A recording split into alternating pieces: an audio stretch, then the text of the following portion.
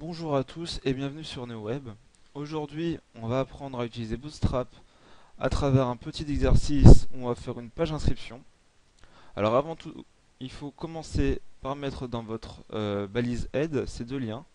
Ces deux liens se trouvent sur le site officiel de Bootstrap dans Getting Started. Voilà, ils sont là. Alors il suffit de les mettre dans votre page.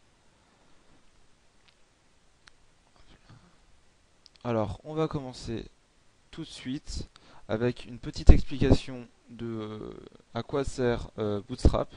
Bootstrap, ça a été créé par Twitter afin de normaliser leur design.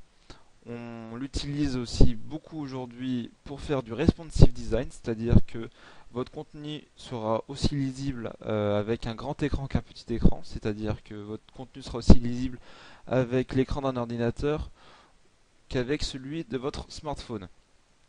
Alors ça marche d'une façon très simple, c'est que tout votre contenu va se trouver dans une classe container, ce qui veut dire contenu, et tout votre contenu sera divisé en colonnes et en lignes, des colonnes de 12, et vous devrez dire à chaque élément combien d'espace il prend. Alors on commence tout de suite avec cette fameuse classe container. On pense bien à fermer la div. Alors là-dedans va se trouver absolument tout notre code. Maintenant, un autre mot-clé de Bootstrap, c'est la classe row qui permet de créer une ligne, comme son nom l'indique en anglais.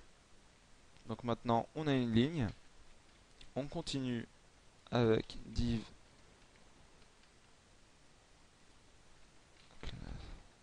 Alors le nom de cette classe, c'est callMD. Et là, on indique un nombre entre 1 et 12. On va donner le nombre 12 pour dire que l'on va prendre absolument tout l'espace disponible. Et maintenant, on va écrire notre titre. Page d'inscription.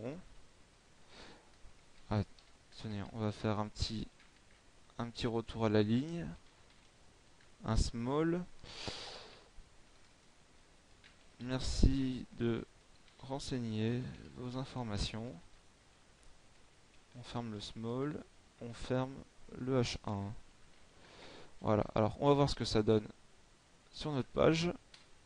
Voilà, page d'inscription. Bizarrement, voilà, j'ai mal écrit container. Ça va être centré. Voilà, génial. Le problème, c'est que là, on ne voit pas très bien. On ne voit pas très bien la place que l'on prend. Donc, ce qu'on va faire, c'est qu'on va rajouter une classe qui s'appelle div class well. Ça va vous permettre de mieux comprendre, on invente, de mieux comprendre ce qui se passe. Voilà. Donc on vient de dire exactement qu'on avait une div container, ce qui veut dire ça va prendre tout cet espace là. Well, ça va être ce cadre gris. Row, ça va être une ligne. Voilà, on voit la ligne, c'est tout ça. Et call MD12, on va dire à cet élément qui peut prendre absolument tout l'espace disponible. Alors, notre titre, ce qu'on va faire, c'est qu'on va essayer de le centrer un petit peu. Et pour le centrer, il suffit de le décaler de quelques colonnes.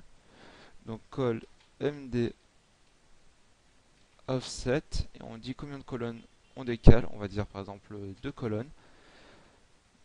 C'est-à-dire que, voilà, on va mettre comme ça. Voyons voir ce que ça donne. Voilà, notre page est déjà beaucoup plus centrée. On continue. Alors ce qu'on a fait, c'est que maintenant on a un titre. On va continuer en faisant une autre ligne. Classe égale row. On n'oublie pas de fermer, sinon on aura des problèmes. Et dans celle-ci, on va mettre notre premier input. Alors avant de faire ça, on va reprendre le code ici pour aller plus vite. Donc on lui dit bien combien d'espace il peut prendre. Si on lui dit de prendre 10 colonnes, notre input va être très grand. Donc on va plutôt lui dire 3. On va utiliser une autre classe du framework Bootstrap qui s'appelle FormGroup.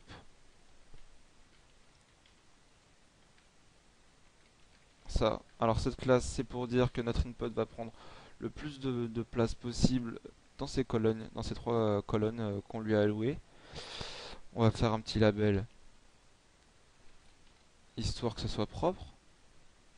Il me semble que c'est un égal. Voilà, alors là on va mettre le nom, label. Voilà, j'ai pas fait de faute. Et là on va pouvoir mettre notre premier input de type. Alors ce sera pas un password, ça sera un texte. Texte. On va lui mettre une autre classe qui s'appelle form control. Alors toutes ces classes, je vous rappelle qu'elles sont disponibles sur le site officiel de Bootstrap. On va lui donner un ID, ça sera plus simple pour la prochaine vidéo. Et on va lui donner enfin placeholder égale non. Ça, c'est ce qui va permettre de renseigner, de mettre dans votre input une écriture. Voilà. Alors voyons voir ce que ça donne. Voilà, ça commence bien. On n'a pas de souci. Très bien. On va continuer. Alors, toujours sur la même ligne. Donc ici.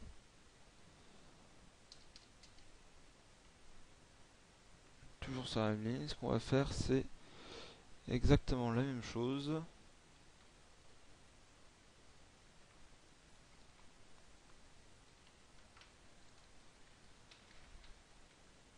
Exactement la même chose.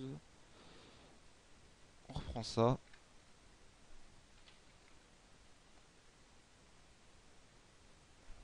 On indente. Merde, qu'est-ce que j'ai fait? On indente. On change par prénom. Prénom.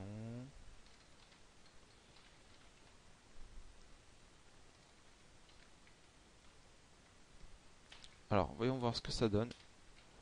Voilà, très bien. On va réduire l'espace qui se trouve juste là. Alors pour ça, il suffit de modifier ici le nombre de colonnes de décalage. On va mettre une seule colonne. Et ça se rapproche. Nickel. Alors vous voyez que pour l'instant, ça reste extrêmement simple. Ce qu'on va faire maintenant, c'est que pour s'inscrire, il faut une adresse mail. On va changer de ligne, donc c'est-à-dire on va faire à nouveau une div row que l'on va faire immédiatement. Cette div, on va lui allouer de l'espace.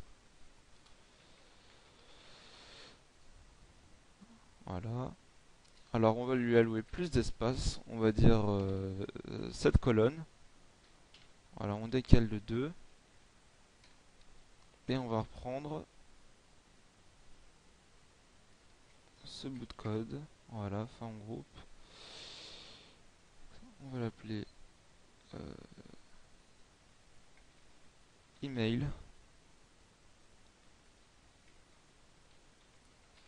Email. Je ferais mieux de faire un copier-coller.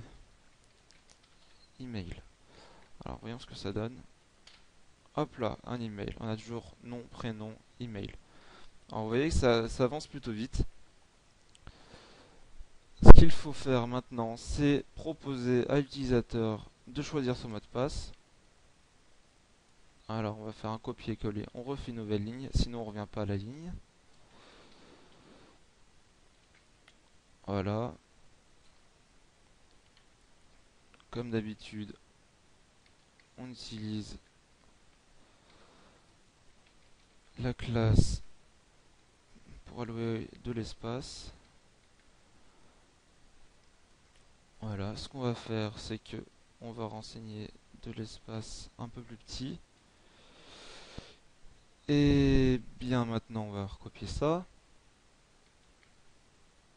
Pensez à bien modifier le type par un password, sinon ça va faire de la merde.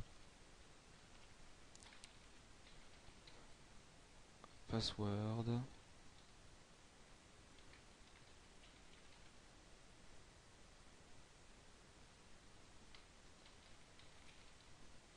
Et j'ai encore oublié de faire des copier-coller. Voilà, alors voyons voir ce que ça donne. On a un premier password. On va en placer un autre là, le password de vérification. Donc il nous suffit de faire un copier-coller. On va l'appeler vérif. Bon, on a du français et de l'anglais, mais on s'en fout. Ah non, c'est le fort. Vpassword. Vérification. On va rajouter un en V, ça ira plus vite.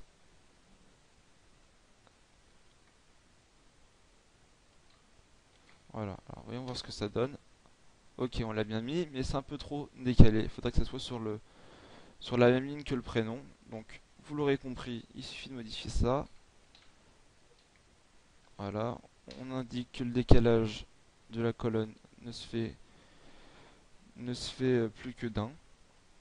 Alors voilà, vous voyez, vous pouvez voir déjà euh, les inputs qui sont majoritairement utilisés avec le framework. Mais on va voir un dernier qui permet de faire. Enfin, vous allez voir. Vaut mieux que je vous montre. Alors, on va faire une nouvelle ligne. Div class égale row slash div. On va allouer de l'espace.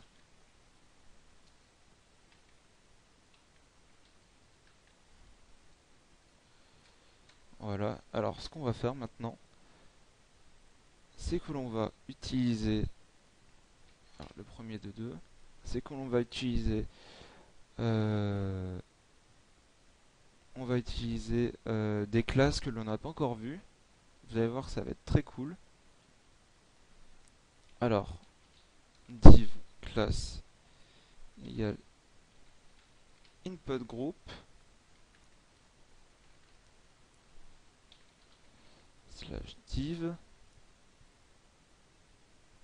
Voilà, alors maintenant ce qu'on va faire, c'est qu'on va donner, on va créer des inputs où il y aura une petite image juste avant.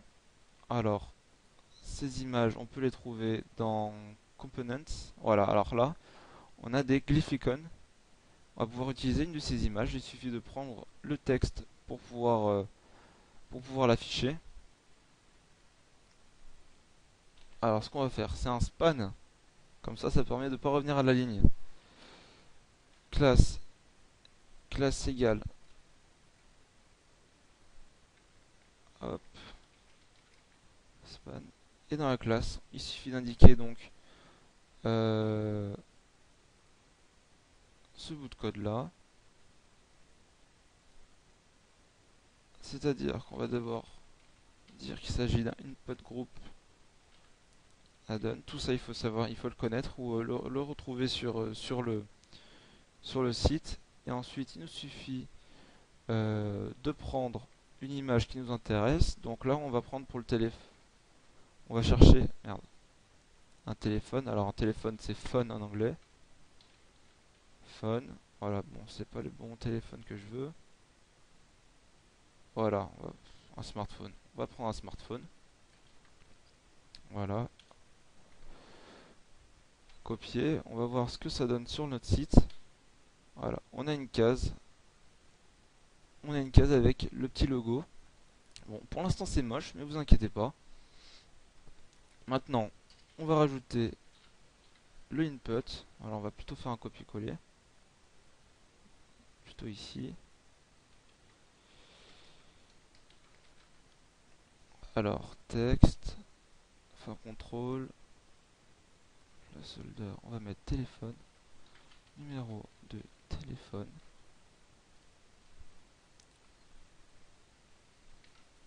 Voyons voir ce que ça donne. Voilà. Alors là, c'est déjà beaucoup plus joli. On est d'accord? On est d'accord. On va mettre un petit BR plat, numéro de téléphone. Voilà, c'est très joli. C'est pas du tout le même genre que les inputs précédents. Alors, qu'est-ce qu'on pourrait mettre encore sur la même ligne? On va rajouter un autre input. Sauf que là, ce sera pas le numéro, ce sera l'adresse. Voilà. Adresse. Adresse telle. Voilà, on va changer le petit icône. Alors, adresse. Alors, j'avais déjà regardé. Je crois que c'est globe. Voilà, globe. Voilà. La jolie planète Terre. Voyons ce que ça donne. Hop là, très bien. On va le remettre à une bonne position. C'est-à-dire qu'on va enlever une colonne de décalage. On vérifie. Voilà. Ça commence à avoir de la gueule. Ok. Maintenant, ce qu'il faut faire, on a toutes les informations dont on a besoin pour un formulaire. Ce qu'il nous faut maintenant, c'est le bouton pour les envoyer. Alors, c'est toujours input. Ça sera toujours dans une classe qui s'appelle row. Div classe égale row slash div. Voilà, on va lui adresser de l'espace. Alors, on voudra que notre button soit à peu près ici. Donc il va falloir bien le décaler. On va le décaler de 5. Et un button, ça prend pas spécialement d'espace, ça va prendre qu'une seule colonne. Voilà. Donc maintenant, ce qu'on va utiliser, c'est un button type égal button classe btn pour button btn primary. Hop, je crois que j'ai fait une erreur. Non, c'est bon. Envoyer mes informations ou m'inscrire. Voilà. S'inscrire slash button. Ouais, on voit ce que ça donne. S'inscrire. Bon, il est moche. Il est moche. Il est pas censé être comme ça. Donc j'ai dû écrire quelque chose de mauvais. Button type.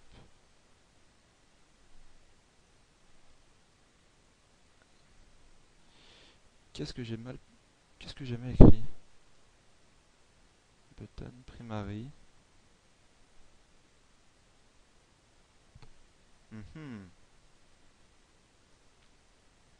Je ne sais pas. Alors je vais mettre une pause et je vais chercher. Alors voilà, j'ai trouvé l'erreur. J'ai oublié de mettre un putain d'égal. Voilà, alors voyons voir ce que ça va donner. Voilà, c'est celui que je voulais. Alors maintenant, on a quelque chose qui est bootstrappé, c'est-à-dire qui va être adapté pour tout type d'écran. Ce que l'on peut faire maintenant, c'est rendre ça un petit peu plus joli. Alors ce qu'on peut faire, c'est dans notre body, on va créer une classe qu'on va appeler my background. Voilà. On va rajouter ici un link. Je vais plutôt faire un copier-coller, hein. Franchement, le copier-coller, c'est votre ami. Voilà.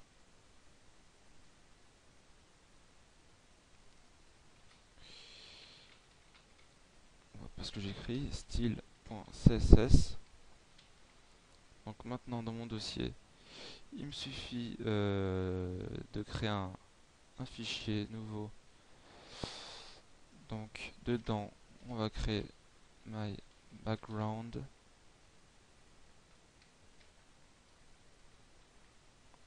Hop. là, enregistrer sous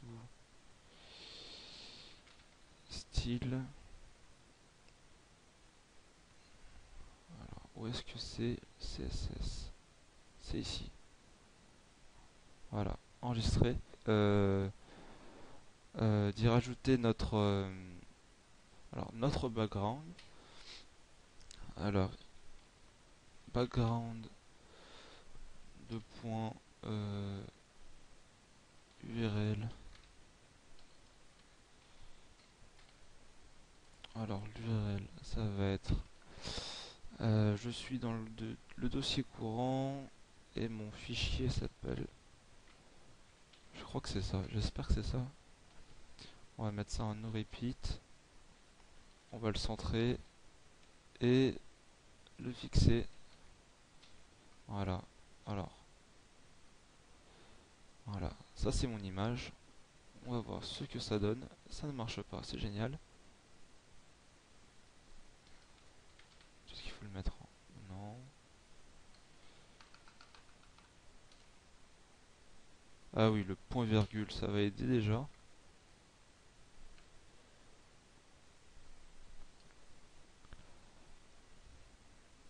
Background de point URL.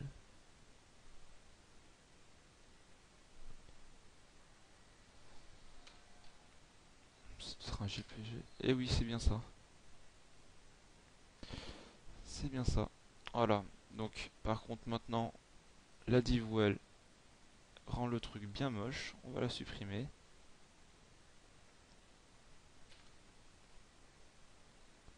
On supprime ça. Hop, F5.